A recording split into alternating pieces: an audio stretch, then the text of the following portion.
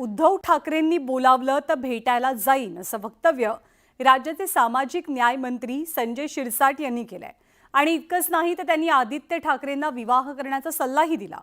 ठाकरेंची शिवसेना आणि शिंदेंची शिवसेना यांच्यातलं राजकीय वैर राज्याला परिचयाचं झालंय असं असताना संजय शिरसाट यांनी केलेल्या वक्तव्यामुळे अनेकांच्या भुवया उंचावल्यात। मला जर आज उद्या जर उद्धव साहेबांनी बोलतो मी त्यांनाही भेटायला जाऊ शकतो। हे राजकारणाच्या व्यतिरिक्त असलेला हा भाग आहे। आदित्य ठाकरेंचा वाढदिवस आहे, त्यांना शुभेच्छा। पोरांनी चांगलं राहावं, चांगलं वागावं, चांगलं बोलावं आणि लवकर लग्न करावं। संजय शिरसाट यांनी केलेली ही वक्तव्य राज्यात चर्चेचा विषय झाली आहेत। त्यामागचं कारणही तसंच आहे।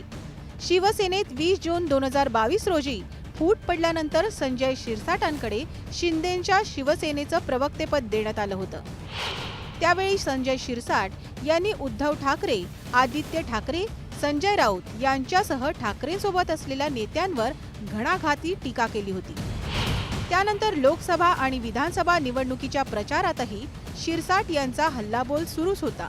मात्र आता शिरसाटांचा ठाकरे कुटुंबाबद्दलचा सूरच बदललाय। ठाकरे बंधूंमध्ये एकता व्हावी हीच आमची शुभेच्छा आहे। कुटुंबामधले वाद मिटून सर्वजण एकत्र आले पाहिजेत असं वक्तव्य करत संजय शिरसाटांनी उद्धव ठाकरेंच्या भेटीबद्दलही भाष्य केलं। राज साहेबांच्या घरी मी सुद्धा गेलो होतो। मला जर आज उद्या जर उद्धव साहेबांनी बोलतो मी त्यांनाही भेटायला जाऊ शकतो। हे राजकारणाच्या व्यतिरिक्त असलेला हा भाग आहे।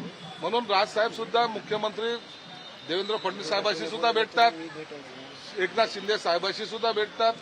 त्याचा अर्थ तुम्ही आता असं लावून घेऊ नका की उद्धव साहेबांची बोलणे झालं की संजय शिरसाट पळाला, असं त्याला अर्थ लावू नका।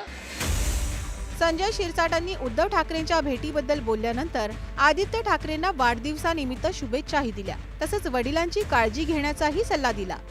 आदित्य ठाकरेंचा वाढदिवस आहे, त्यांना शुभेच्छा। पोरांनी चांगलं राहावं, चांगलं वागावं, चांगलं बोलावं आणि लवकर लग्न करावं। वडिलांना सुद्धा त्रास होता कामा नये याची काळजी घ्यावी। त्यांना फार फार शुभेच्छा। भविष्यामध्ये आणखी मोठा नेता काही व्हावेत ही आमची त्यांना मनापासून शुभेच्छा।